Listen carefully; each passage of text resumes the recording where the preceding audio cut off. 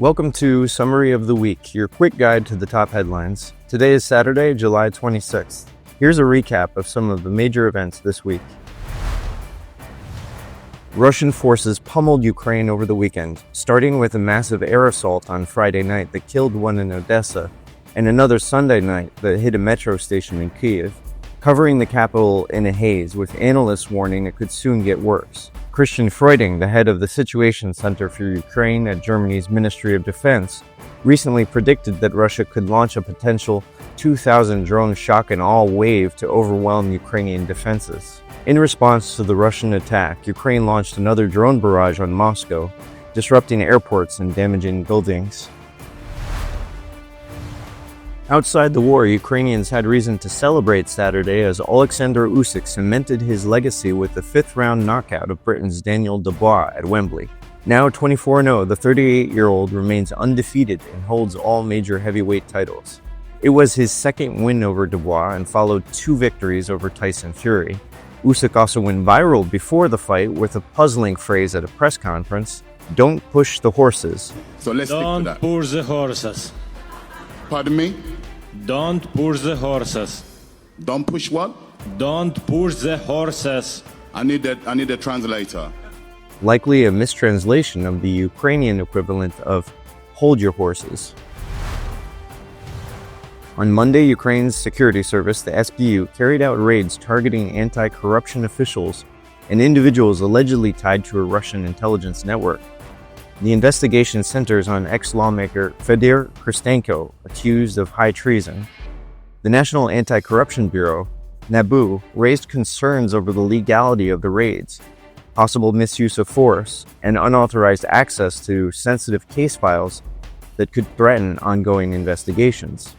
On Tuesday, NABU, in turn, announced a $300,000 bribery investigation implicating a senior SBU official accused of trying to destroy evidence in a conscription smuggling case. On Tuesday, Ukraine's parliament passed and President Volodymyr Zelensky signed into law a bill that effectively guts the country's top anti-corruption organizations, NABU and the Specialized Anti-Corruption Prosecutor's Office, or SAPO, of their power to investigate independently.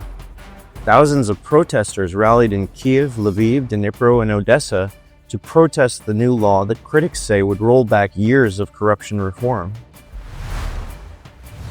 On Wednesday, the protests continued for a second day, and the number of protesters rallying against the law called 12414 tripled in Kyiv to around 10,000 people, the largest since Euromaidan.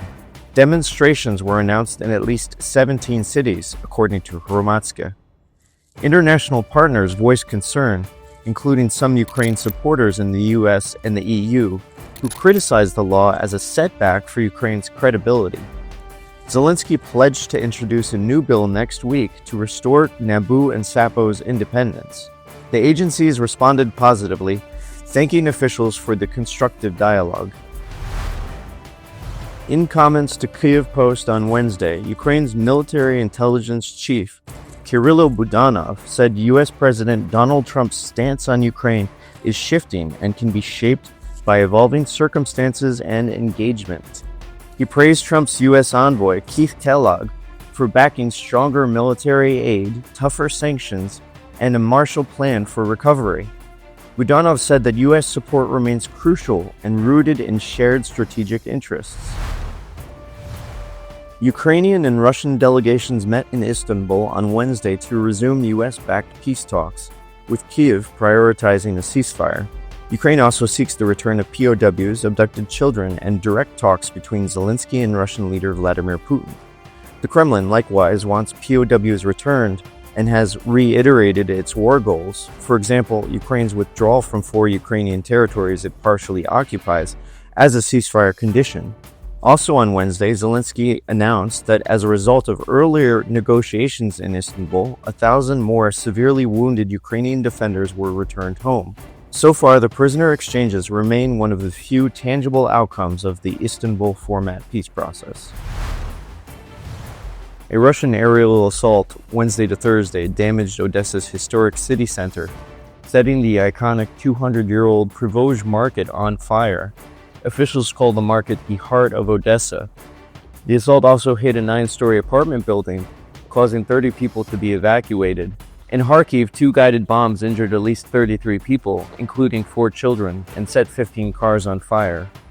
Hours earlier, a missile strike on the Kharkiv region village of Pidliman killed 3 members of a family who had fled earlier fighting. The victims, a 57-year-old woman, her 50-year-old husband, and their 36-year-old son, were found under the rubble of their home, Ukrainian officials reported. On Thursday, after 2 days of mass demonstrations, President Zelensky announced that he would back a new draft law to restore the independence of Nabu and Sapo. 48 Ukrainian MPs moved swiftly to submit the bill repealing Law 12414. Officials from the anti-corruption agency signaled they would support Zelensky's compromise plan.